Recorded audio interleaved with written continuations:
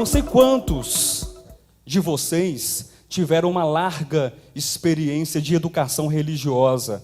Não sei quantos de vocês viveram, de repente, uma experiência desde a mocidade, irmão Anderson, pastor Alexandre e outros também, de estarem ali sobrecarregados de informações ditas religiosas. Deixa eu ver as mãos aqui. Quem nasceu aí há, de repente, 20, 30, 40 anos atrás, em um lar chamado cristão?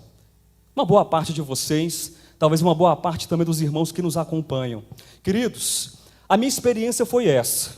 Eu, desde muito novo, desde muito menino, eu recebi uma educação religiosa. E quando eu digo educação religiosa, eu não estou me referindo ao ensino religioso formal das escolas de algum tempo atrás. Eu digo uma educação religiosa em relação a costumes, em relação a regras, em relação a pode e não pode. Eu me lembro como se fosse ontem.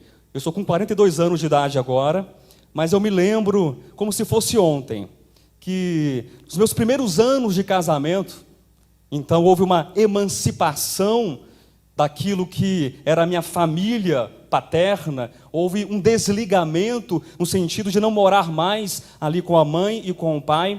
Esse cordão umbilical foi cortado, e a minha mãe, em uma das primeiras visitas que ela fez na minha casa, ela muito conservadora, muito rígida, e eu estava de short, de bermuda na verdade, e estava também utilizando uma regata alaranjada. Imagine o escândalo. Eu acho que também, se o escândalo dela foi tanto pela regata alaranjada, porque escandaliza qualquer pessoa, não é verdade?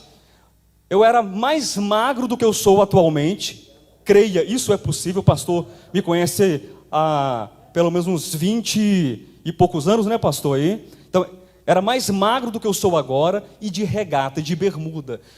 Muito bem, não era também uma visão muito boa de se ver. Mas, enfim, o escândalo da minha mãe não era pela visão do corpo afunilado, esbranquiçado, mas ela me olhou do alto da cabeça até a planta dos pés e disse assim para mim, e perguntou: agora você veste isso? É uma simples experiência, mas uma simples experiência que retrata usos e costumes. E eu sei que vocês também têm as experiências de vocês, sim ou não? A minha foi essa, e eu poderia depois dizer outras experiências. Mas na minha dita educação religiosa, o que mais ficou preso na minha consciência, o que mais foi construído na minha consciência, foi o entendimento de que eu precisava conquistar ou precisava manter a minha salvação. Eu precisava pagar, melhor dizendo, um preço pela minha salvação. Já ouviram uma história parecida como essa? Na história de vocês, pagar o preço pela salvação.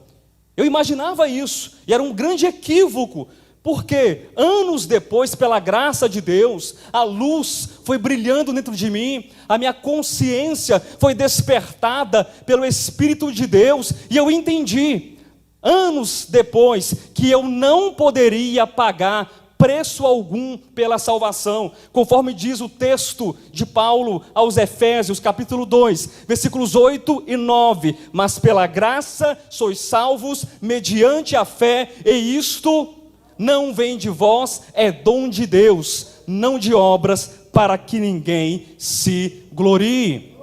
E então o meu coração, que antes era um coração que estava mais voltado para usos e costumes, fazer ou não fazer, na verdade eu perdia mais tempo tentando vencer o medo de perder a salvação, do que propriamente de ter algum tipo de transformação espiritual. Quem está me compreendendo, diga amém. Então, eu passei uma boa parte da minha vida tendo muito orgulho por estar salvo. Você entende isso? Eu passei muitos anos me orgulhando, inflando, inchando o peito, porque eu estava salvo naquele momento. No dia seguinte eu não sei. Talvez, dependendo do que eu fizesse da noite para o outro dia, eu poderia perder a salvação. Mas eu estava pagando o preço por essa salvação. Então havia um orgulho que enfermava o meu coração. E aí fui liberto desse orgulho por estar salvo.